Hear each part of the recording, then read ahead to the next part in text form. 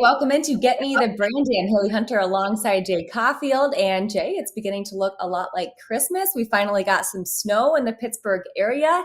I'm assuming you can't play any golf anymore, but did you get your workout in shoveling the driveway the other day? Yeah, I did, Haley. Got it all done, and you're right. No golf. It's so that's the depressing part of it. But it's nice. Hey, I don't mind it before Christmas, though, right? Once Christmas gets by us, then we can do without it. But it's really nice right now.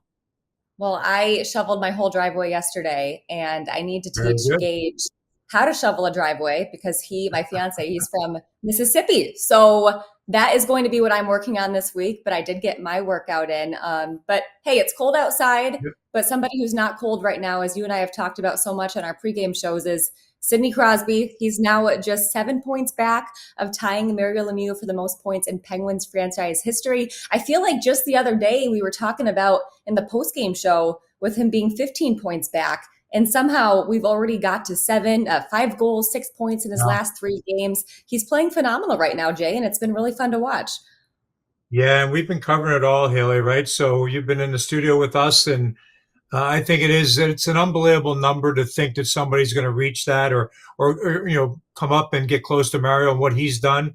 I Yeah, know we all know the difference in games and what it means. I think it's just I don't think anybody ever thought something like that would that we'd be talking about it someday. You need to have a career like Sidney Crosby has as far as his excellence each and every year, but to have the longevity to go with it, it's the only way it was possible. And I yeah. think probably if you Mario ever talked about it, or if he would talk about it, I think he totally that would be something you would understand. Sidney Crosby being part of or passing his record is something very special, especially here in the city of Pittsburgh and what it means and what Mario means. And I just Yeah. can't. It's very very rare do you get to find so many people that are that great at what they do. And Pittsburgh has had the lucky part of it to see so many great players, but Mario and Crosby right now at the top. Yes, we have. Well, going back to the last time that record was broken, Jay, you were in that game. 1989, Lemieux passing Rick Kehoe. What do you remember from that January 20th game against the Jets? And I guess the season overall that Mario had, he had a career high 199 points that season. You want to know something? Honest to God, I don't think it wasn't. I don't even know how it wasn't anything honest. I'm being very honest. I don't remember like such a. It's anytime you become the lead of something that's special. I don't remember it being like a huge thing like what we're covering right now, how it's being Yeah, talked about. He just goes about his business, and if he probably didn't pass that number, it would be that's where we get in that category of who guys that deliver on what's expected of them, and certainly Mario's done that, and you see what Crosby's done, Malkin's done. But I think it's wild that you gave me the date and what that when it was and the game that it was, but I just know that it wasn't hyped like what we're talking about now with Sidney Crosby.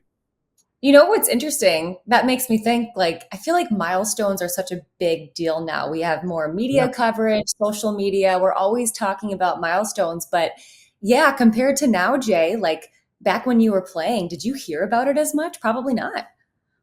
And no, and I don't think anybody was coming. I mean, all of a sudden, but you had Gretzky and Lemieux, and you Yeah. knew if they could stay healthy. And the healthy part about their game, Haley, if they could stay healthy, they were going to surpass Yeah. all the numbers that were out there, and certainly they did that. So yeah, I don't think. Look, even to everything, the way the game is today, there was Yeah. none of the. Let's go back to something different. There was no rookie lap. There was no hey, fly the Yeah, you were families just in. telling There was me. no first games. I know there wasn't any of that. So it is a completely different world. Social media makes it different.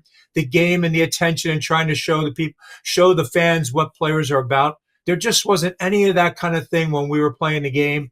And now it's evolved to what we see now. Every time we see a rookie lap, it's hyped up and talked about, and rightfully so. I mean, how the guys are able to have their families there, it's wonderful. So, but it is such a different world, and Haley, and we're covering it. I mean, look what's grown into what we do each and every night. It's there wasn't like that way back when, and now here we are. Yeah, I think it was maybe in one of the intermissions I asked you who all was at your NHL debut because we were celebrating Tristan Brose's debut. And you're like, honestly, I don't even remember. Did you say you didn't have any family there? It's just you out Yeah, there there. was nobody. My NHL debut was in Buffalo, and I was with the Rangers at that time, so it was in Buffalo. But no, nobody was there. But everybody, it didn't diminish the feeling of what you were doing, that you were playing in the National Hockey League. It didn't slight that at all. It just wasn't common. I don't believe it was common, and it certainly wasn't in my world.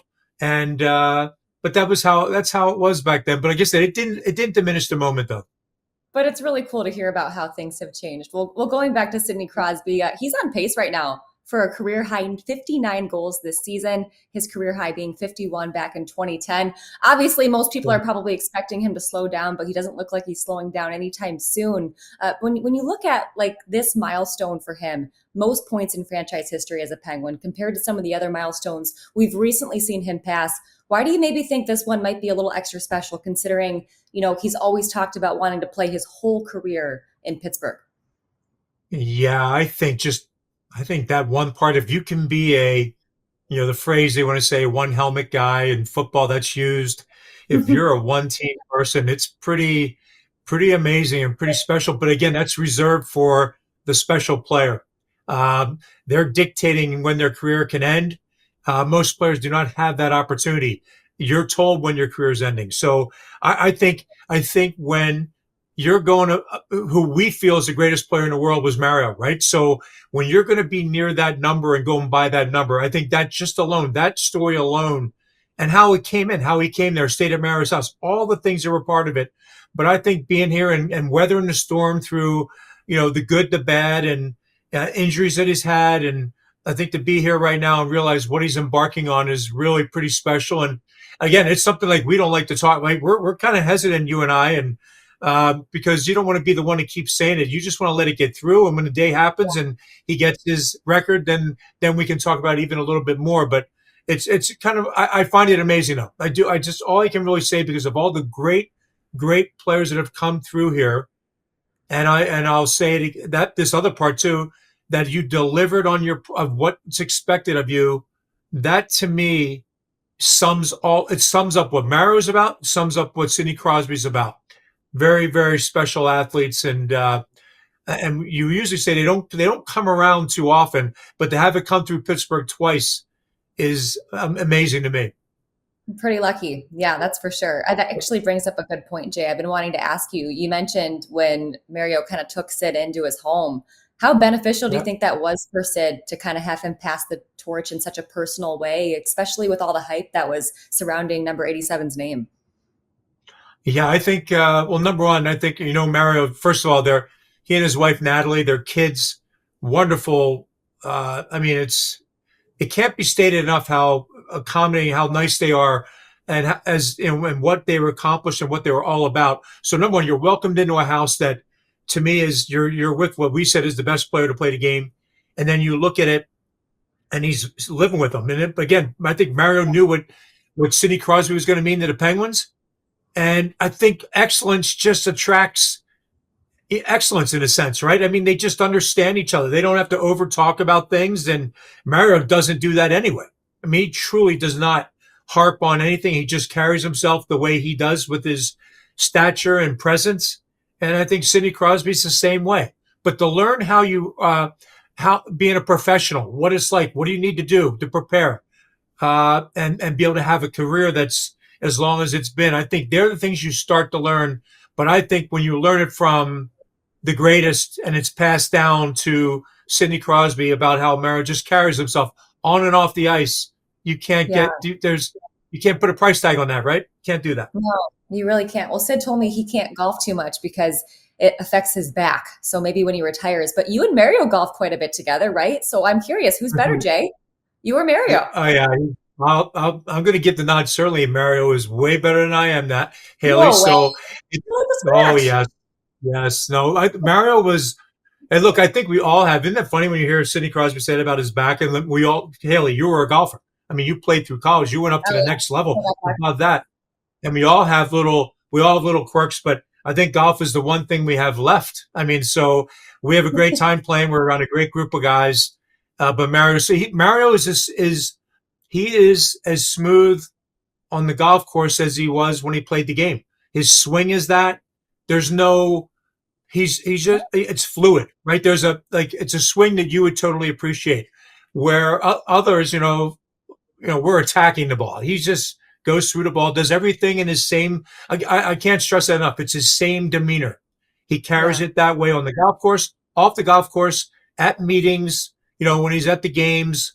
And that's the way he was as a player, too. So he carried it right into the golf world.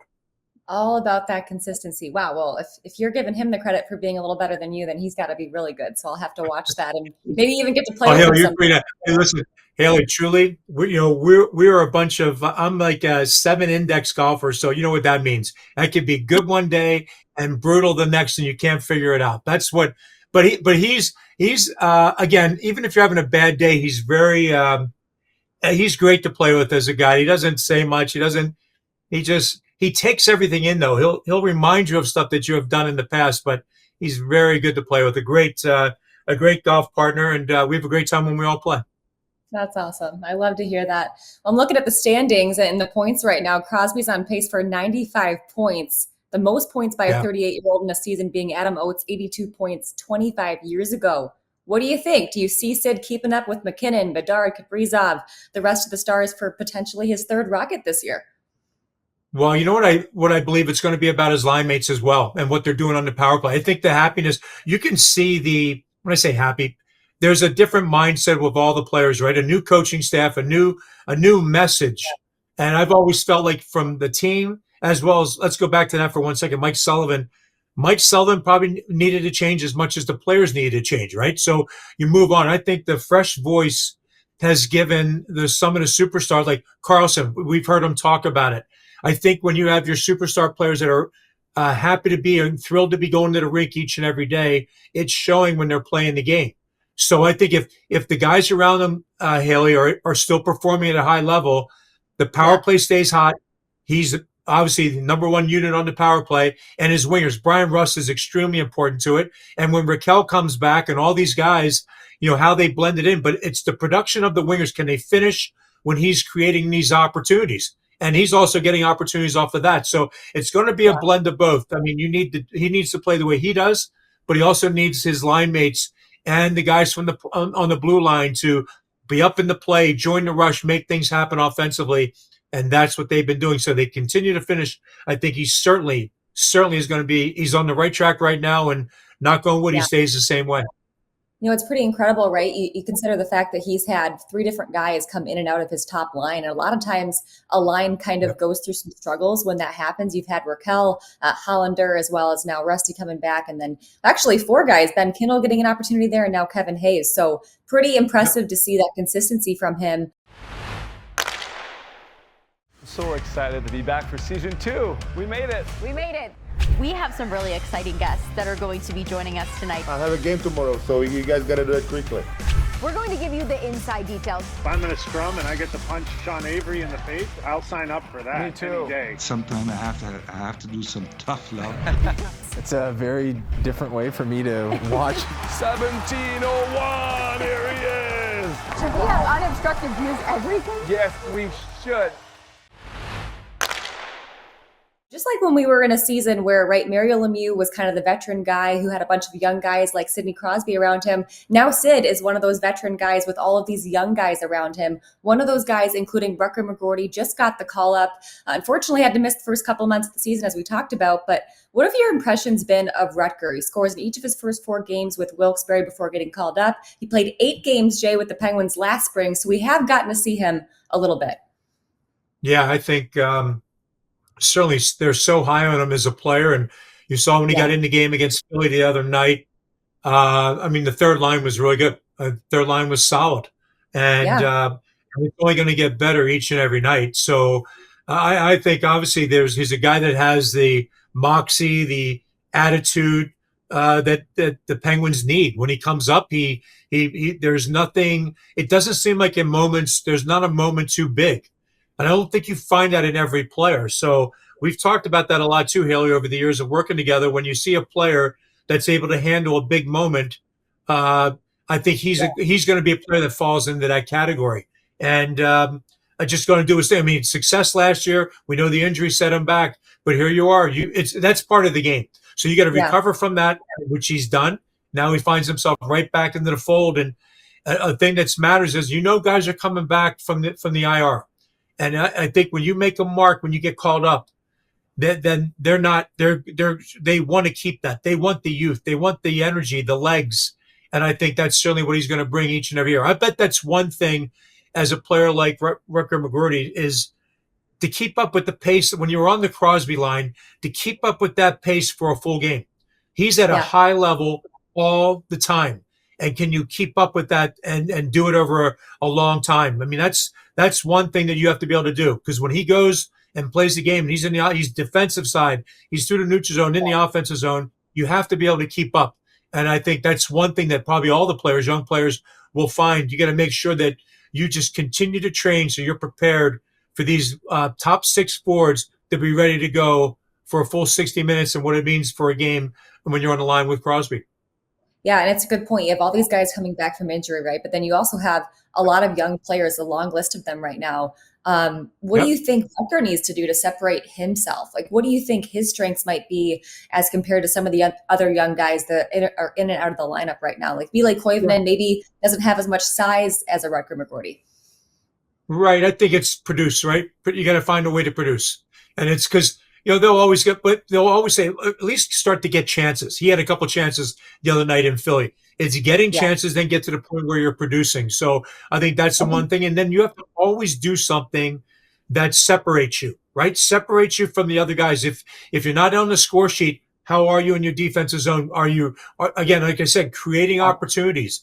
When you're in the third line in the NHL today, and it was always, but even more now, like your third line has to produce, has to get on the score sheet. Your fourth line they still want production, but it's in a little bit of a different world. I think over the years, this has changed so much. When you have a great third line, a solid third line that you can throw out there, it changes the dynamic of a team. And I think he needs, the young guys, whoever produces is going to get the longer look. And I think McGroarty's going to get a long look anyway. He's got a longer leash. So I think that's how I viewed it. But I think production, and I think he had a couple great looks in Philly the other night. So I won't be surprised when he gets on the score sheet and continues to do it with consistency. It might be as simple as what you just said, production, but a lot of people are raving and hyping up this kid line. I think they're just really excited to see the young guys together. What do you like about the kid line? Do you think it's going to work? And if it isn't going to work, why do you think that might be? I think the thing that'll get you is, first of all, I do think it's going to work because they're going to produce. I think when they're out there together, except Kindel wasn't in the minors. So these guys played in training camp. They were together. But Koivunen and McGroarty, they're familiar with each other. So when you're hopping over the boards, you're in a comfort zone. You're not trying to force anything. You've worked together already. So I think you throw in Kindel, who just blended right in with them perfectly. And I said they got to know each other through camp. I think that's just going to lead to success. What you can't do is as a third line, what'll break it up is if you're not producing at the level that they need, and you're getting scored against. Like teams are taking advantage of, your 3 forwards, and maybe there's a breakdown defensively. That'll change it. Then they'll have to change it. But I expect them to have success. But they're going to get tested as you go in the schedule into December. The teams that are coming up, and if they keep them together, we'll see what that's going to be about, because they're going to face different challenges than what they saw in Philadelphia their opening night. But I do think they have the ability to produce. I don't think they're not stressing out there with each other. They're all in control of their game. They're all the youth that people want to see, and the coaching staff wants to see it. They're going to give them the proper looks and put them in. I think they're looking to put them in positions to succeed. You don't want to put them in a bad spot where it might break them down a little bit. So like a defensive zone faceoff when maybe it's against a top line. You're going to look at Dan Muse making changes to those type of situations. So always in a position to succeed. I think they're going to produce. And the one thing they can get them though is if they're lack defensively, if they're not on the score sheet and they start to get beat, that's when you'll see things change. Yeah, Tampa and Dallas, a great test for that. And you mentioned the coaching staff. I mean, you look at how many rookies have been called up this season for the Penguins. No one in the NHL, no team has called up as many as the Pens have. 10 rookies now ever since Rutger McGroarty made his season debut. Last year, I don't really feel like we saw that as much. It seemed like we were waiting till the end of the season to see some of the younger guys get an opportunity. Why do you think that is? It seems like head coach Dan Muse is not afraid to give these guys these young guys an opportunity early. And with that, do you think part of it, Jay, is maybe like he's just trying to give them a trial run to even see what he has?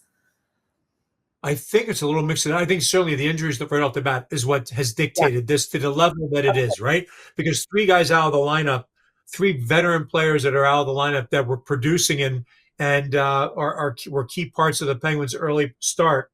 When they got injured, now you have to bring up the people. They're clamoring for the youth. It's got to be a youth movement. It's at some point, and the injuries. And when you look at it, right, the negative, we know these guys are out of line. The positive is, as you just mentioned, Hailey, you got a lot of young guys that have come up and had an opportunity. They've also given other guys, like Dan Heinen was up here, who, it's just, there's a guy, if he got on the score sheet, I bet he'd still be here, right? He just was kind of snake bitten that way. But by calling up all the young guys, it's now rolls to what you were mentioning. They want to see what they have with players. They're trying to find out what do they have. And is a guy ready for the big time?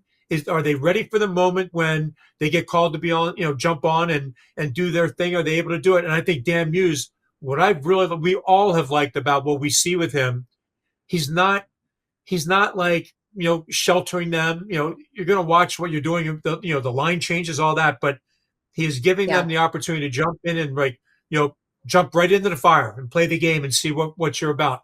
I've also felt that, when you have, you and I talked, this is another thing we've talked about.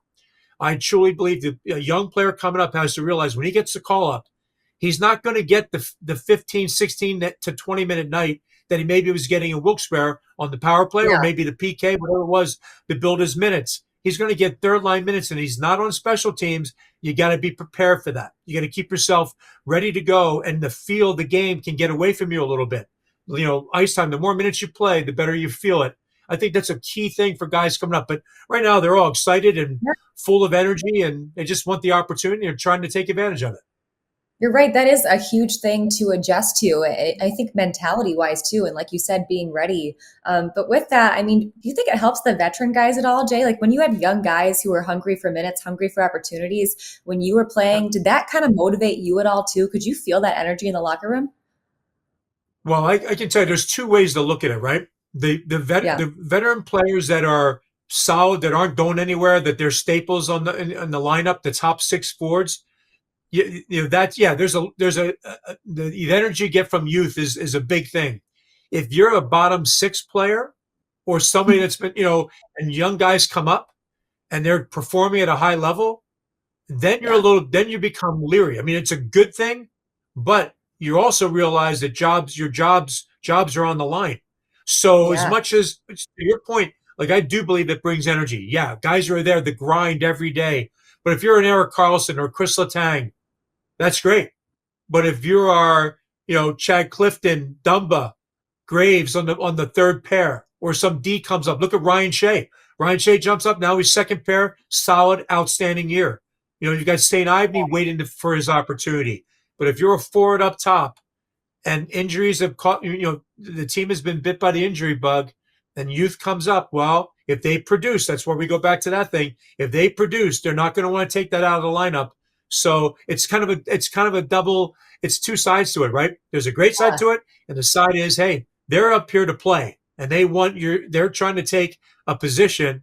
And some guys that'll make you push harder if you're not already. I think if you're a veteran and been in the league a long time, you know how to push yourself. But you can get squeezed out of something that these guys produce. And they have to, that's why the veterans some are always well aware of what's going on and on high alert when somebody's producing, because it might take your spot. We love some good, healthy competition though, Jay. That usually only helps and bolsters the team. So we love to see that. Well, when it comes to all these young players, like we're talking about, a lot of it stems from that Jake Guentzel trade a couple of years ago. March 24th, he was traded to the Hurricanes, as well as Ty Smith. And with that, they get Cruz Lucius, as well as Ville Koivunen, Vasily Panamarov, Michael Bunting, and a 2nd-round pick who is now Harrison Brunick. Then for Bunting, they end up getting Tommy Novak and Luke Shen. And then for Shen, they get 2 more picks. Here's a good look at it right here. A 2nd-round pick next year and a 4th-round pick in 2027. So, Jay, clearly Kyle Dubas had a plan. It's been kind of interesting, sad as we were to say bye to Jake, to see kind of all of the young talent so quickly that Dubas has been able to bring in because of that trade. Yeah, and it had to happen, right? It had to start Yeah. as the fan base knows it, ownership knows it, and certainly Kyle Dubas knows it. And when you make a move like that, it's tough, right? Because Jake Guentzel, what he meant to the Penguins and his teammates, the city, really, as far as the hockey fan, that Yeah. was a tough one for guys to take. But you get by, you move on. It's part of the game. We all know it. It's a line that a lot of guys hate. It's part of the game, but it's the truth. It is. We've all been through it. We've all seen, good, great friends and great teammates get moved on. We lost, like John Cullen got moved for Ronnie Francis and Ulf Samuelsson, and that was a dagger for a lot of us. Cully is a great guy and was a great teammate and leading the way, but it was a huge deal. So I do believe that the youth movement has to happen. The one thing, the success of the Pens right now is, sometimes you have to adjust, alter what's going on. And I think they're certainly looking at that, but getting the fruits of your labor, if you will, like the deals that he's done and what they're bringing in, and can these guys produce as we move forward, as we talked about? I think it's certainly going in the right direction, and it's great. I mean, look, you have Golta. Look at the overload in between the pipes. I mean, it's going to be great as they're moving forward, but you certainly would like to time it when you have Crosby and Malkin performing the way they are, along with Carlson and Letang. The age is up there, but they're such special players that you hope you can win and have that youth infused into the lineup when they're still a part of it, and that's what they're pushing on right now. So again, a great start. Here, we don't just watch the Penguins. We live every tipped puck. Unbelievable. Every battle. Give me more of this. Every new prospect. This is a glimpse of the future. Everything you love about the Pens, we do too. I'm down here between the benches. You know what that means, Pens fans? Cheers for that. The fucking they score! We manifested it. Stream the Penguins all season long on SNP 360. You mentioned the goaltending. That reminds me, last month, we've been kind of doing this every month moving forward. Josh picked Jari as kind of his month MVP for the month of October. So I guess we're already at December 3rd, right? We're in the month of December. I have my Christmas tree up behind me. But when you look back at November, I mean, is there a guy that stood out to you as far as MVP goes? I mean, Sidney Crosby is kind of an obvious one, but maybe somebody else that has stood out to you. I said Ryan Shea last month, who had an outstanding, Is Crosby out of the equation? Well, Crosby he has to be out of the equation. You go ahead, Jay, if you want to talk about Sid a little more. No, we have to take him out. I'm with you. I'm gonna say, with you going with Ryan Shea, I'm gonna say Witherspoon. I'm gonna go with that. Okay. I think the addition. I think what he has brought to the lineup. Ryan Shea was my pick last month, but I was gonna say Witherspoon for this month. So let's hear it. Talk him up. Okay. I think what he has brought to the table, like there's a little edge to his game, and it's coming out more and more as the season goes on. He's a perfect deep partner for Erik Karlsson. They feed off each other. He knows Karlsson's going to be up in the play. He covers up for him perfectly. I don't know. I just think the addition of him is basically solidified. It helps solidify their deep pairings. And you could have Shea with Letang and your top four. That's why their numbers are where they're at. They've played very well together, and I think Witherspoon has been a huge part of that. Yeah. When you take a look at deep pairs, I was just looking, who have played at least 200 minutes of ice time, 5-on-5 together. So basically the guys who've been together most of the season, they're 7th in the league right now as far as goals against per 60 minutes. So they've definitely been solid together. And I was talking to Parker, he was telling me that Erik is such a good communicator, and that's a big part of why he's been able to just know exactly what Erik is going to do. So I think that's a huge part of that. But he also told me that he actually feels like he's watching and learning more from Parker as well, to be able to bring a little bit, not a lot, he's still got to be that D guy, but a little bit more offense to his game as well. He's got 4 points in his last 3 games or so now. With that, just how beneficial do you think it can be for Witherspoon being able to watch and play with Erik every night to kind of learn things from him? Well, I think first of all, you got to know your limitations, right? You got to know what's your game, what's the height of your game, and how you can grow it. But that doesn't, because Erik Karlsson is at a different level with his offensive, what he does from the red line in, right? He just from the red line in attacking, he's at a different level from most players. But if you get to see how he handles it, how he walks the line, his thought process, for me, I think you grow just from that, right? But I think Witherspoon understands his game. But we watched that feed he made to Kevin Hayes the other night for the breakaway late in the Philly game. That's just that's a great play. He turns the net up ice. You hear the communication to make the tape to tape pass the way he did. I think you grow from it. And when I make the comment about know your limitations, that's not slighting. That means every player, like, what is my bread and butter, but what can I add to my game and keep working on it? I think when you see a player like Letang, when you see a player like Carlson, and what they do, as I said, there's a select group of players that are able to do certain things, elite echelon.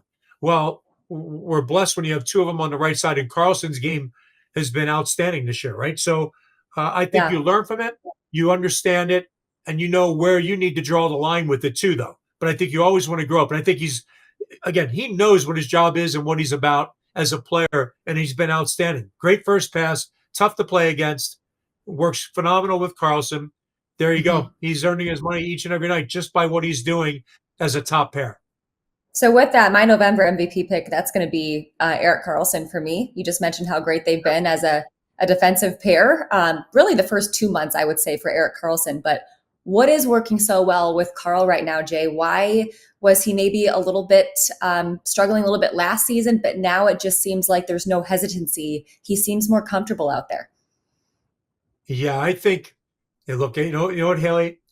Looking at how they're playing the game, I think when you have a player that when there's a player that goes public with comments about, like, hey, finally a coach realizes I can kill penalties, or, I'm more freed up to play the game. There was a disconnect between Erik Karlsson and the coaching staff, the prior coaching staff. And here's the guy that's taking full advantage of a new voice, a different mindset, and they're letting him flourish and do what he does. He's been great defensively. I mean, his skating ability helps him recover extremely fast. To me, I just think it's that, Hailey. I think that he's freed up playing the game under Dan Muse, and the way he's talked about it, he wasn't freed up playing under the Mike Sullivan system. And it was stymieing him. It was stifling his game. And then when you're in between on anything, right? Even your golf swing or putts, if you're in between on any part of an athletic move, you're in trouble. It's going to be trouble. Yeah. And I think he was in between, and now he's carefree. He's playing the game at the level that he expects of himself and what everybody expects from him. And I also think being in that Four Nations tournament, against the best again, and with the Olympics coming up, I think all those things are pluses too. They all, the great players want to be a part of it, truly want to be a part of it. I think carefree Erik Karlsson and having fun out there is what makes him at its best. I know sometimes people say, oh, he's so relaxed. He's so carefree. But I just think, and people would often say with Marc-Andre Fleury, with being kind of a jokester. I forget who said this, but somebody mentioned that was kind of his way of relieving the pressure and the stress to get ready for a game. And for me, I think Erik Karlsson, just being around him, I think that carefree kind of fun personality that you see from him, I think that's part of him handling the pressure, because he really is a competitive guy and he really does want to win. So, that's my pick, and hopefully he'll keep it up in December.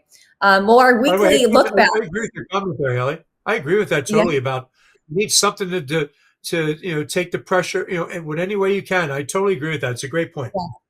Now, on the golf course, I would always be the most talkative one out there. I would always talk as I was walking up to every shot with my playing partners. And everybody's always like, Hailey's so social. Like, then she plays so well. I don't understand. It's like, well, yeah, because that was my way of not thinking too much about the game or the shot, if you will. So I do think you see that with some athletes sometimes, kind of an interesting angle.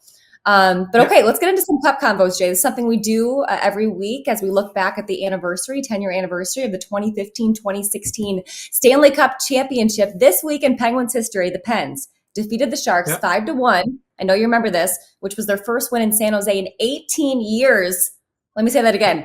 18 years. And then they did go on to win the Stanley Cup, of course, in that same building later that season. But when it comes to those losing streaks, Jay, We look back Yeah. to when you were part of a long streak, and maybe you know where I'm going with this, ending in February of 1989 in Philly. Yeah. Penguins winning 5-3. There were 82 penalty minutes in that game. Of Yeah. course, Pens versus the Flyers.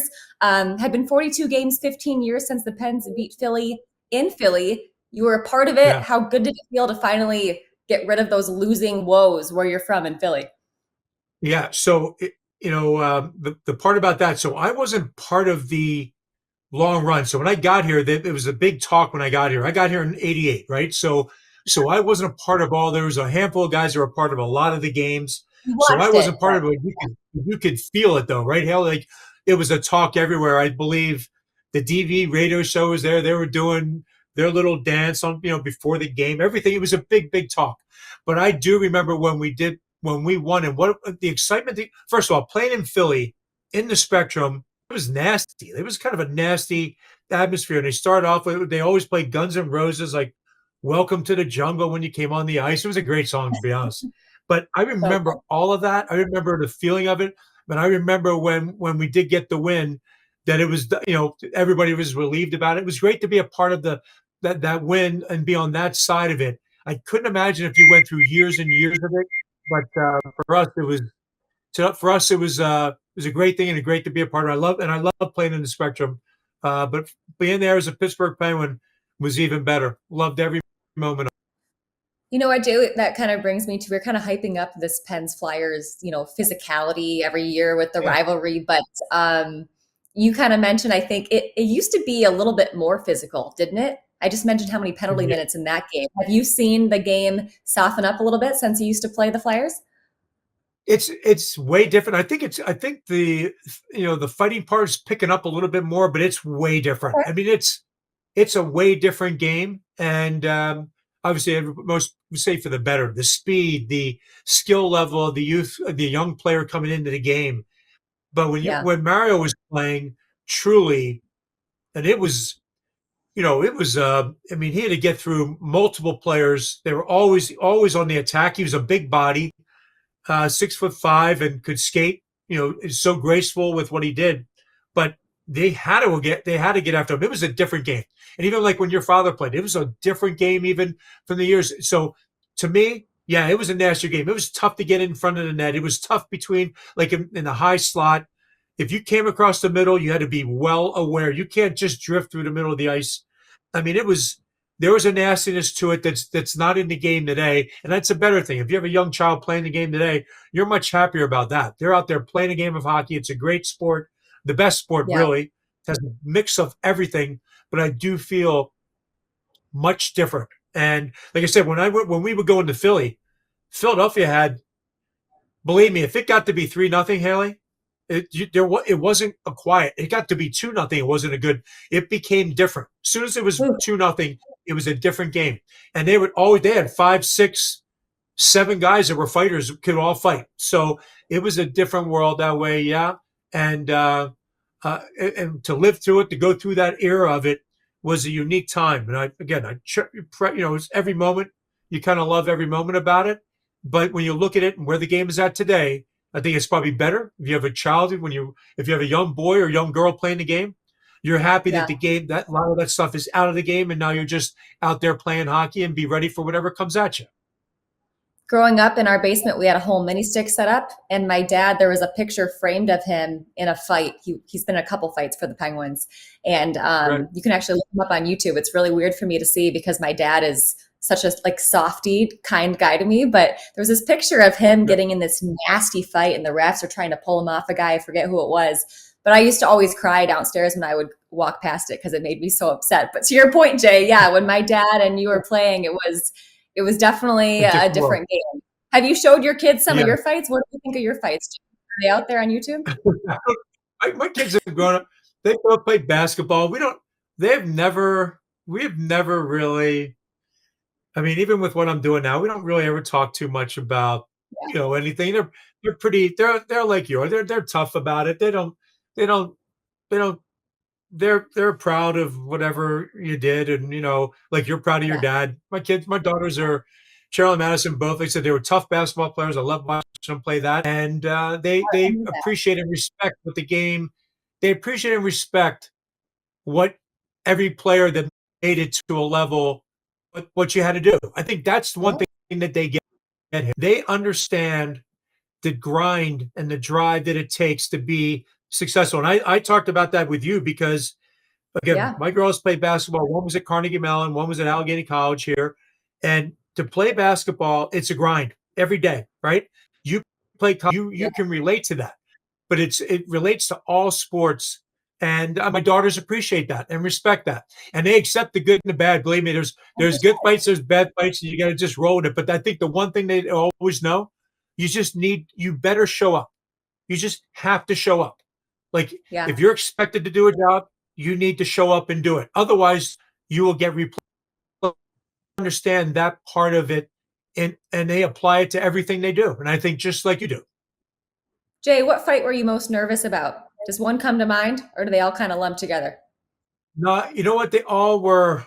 I think the ones that he just shared his funny story about how he was so nervous all day he barely ate, didn't nap before one of his fights. Yeah, I think the world of that then, Hailey, like when you were that role, when you were that enforcer role, that applied to almost every game that you played. Like you had to sit there all night, all day.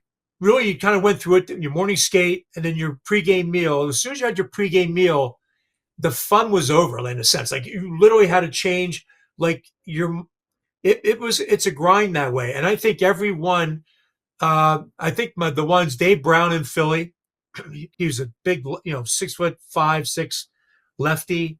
Bob Probert, Joey Kosher, Craig Berube. They were the guys that you had to be you just had to be aware. And you knew if you were playing them, as I told you before, if it's 2-0 and it's a bad we're up and our team is having a good time with it, it's a different, now your next shift that you get, they're trying to change momentum. So it is, I don't think there's ever any game, I can honestly tell you, I don't think any game I ever said, hey, this is a blast.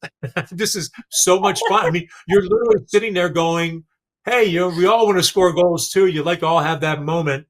But then I go back to the thing, you have a job to do. And if something's happening, you have to be there. And that's why I made the point about you have to make sure that you show up. Because if you don't show up in one time, it only takes one time not to show up. And I mean show up by being physical, or if somebody's, you have to go after who their heavyweight is. And that's it. It had to be heavyweight.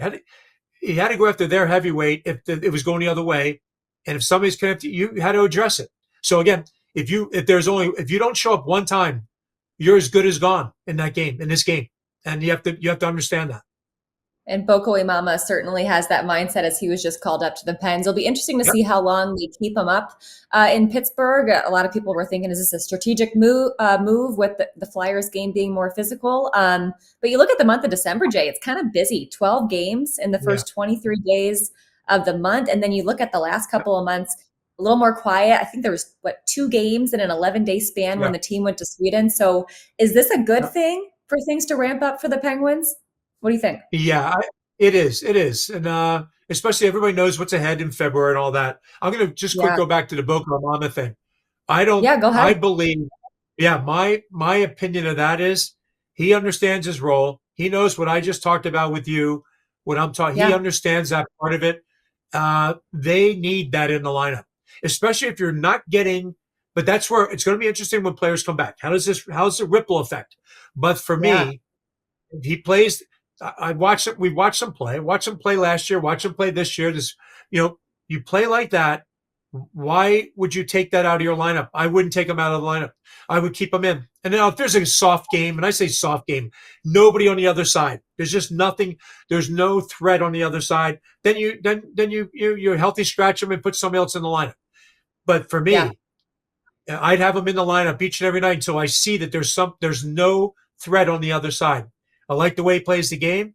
I don't think he's going to do his job, and I think he's a perfect fit for this team. And he knows a lot of the young guys that are coming up. They play together in the minors, so I think it's a great.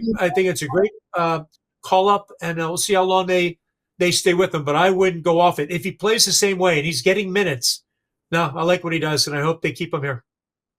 Yeah, well, I'm curious what they're going to do with the goaltending tandem too. Tristan Jarry getting a little bit chippy in the last game against Philly, Yeah. but you think this goaltending tandem's going to stay, or do you think he's the starter now, Jay? I think we have to see Shilov's in another start, and if he's a little off again, then it's Jari's. Then I think they're going to lean on Jari for the games as they're rolling along. There's so many games and so many days, as you were talking about. Yeah, If you got to have your backup, you can't. You got to get Shilov's back in and have him. He needs a game to get back because he got pulled the last one. Was okay the one before. You want to make sure you keep him sharp, Hailey. And if they make a move or start to roll with Jari now, he's got to make sure he's got to make sure he finds his game and gets it back. If he gets it back, they can rotate any way they want.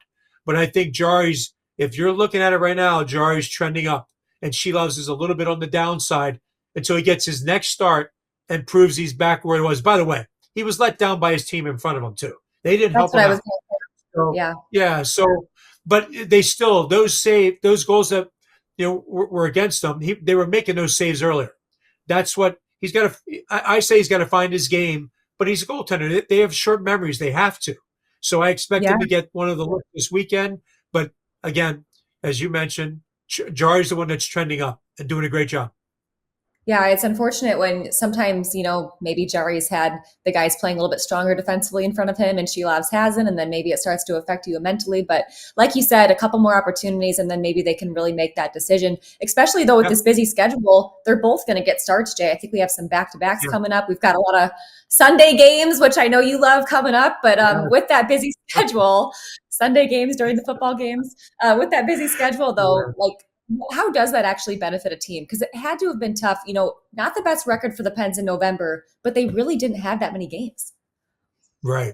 The Sweden trip was tough, right? So, and you lived it. You made the trip too. So the days off before the game in Sweden, the first game in Sweden, the days off after the second game in Sweden. Yeah. I mean, you can lose you kind of lose the mojo a little bit until you got to get it back. I think the games, look, guys would rather play games than be practicing every day. Either way, it's sometimes back to back, but there's a lot, right? If you're battling an injury, then it's tough. Then that guy needs a break.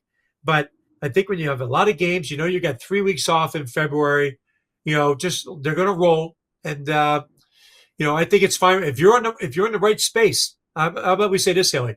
If your team is in the right space and they're able to kind of pick up what the coaching staff wants on not many practice days, then you're loving this. But if you're a team that's trying to find their game and there's not days to practice, it's hard to kind of reel them back in. You're looking at video, you're doing whatever you can. But to me, I think if you're in a good role, it's a great place to be. Just play the games and get after it and see who separates themselves as we get into December into January. All about having that perfect balance, Jay. Well, hey, thanks so much for coming on. We're looking forward to having you next time on Get Me The Brandy and looking forward to seeing how things shape out in December because we're getting close here, a lot more games under the team's belt. And pretty soon, if they aren't in that top 3 spot, they're going to be chasing the game the rest of the way. Thanks for coming on, Jay. Oh, Hailey, it's a pleasure. Great to talk to you. Enjoy shoveling that driveway. I will. Take care. All right. See you next time. Thanks so much for joining us on this week's episode of Get Me The Brandy.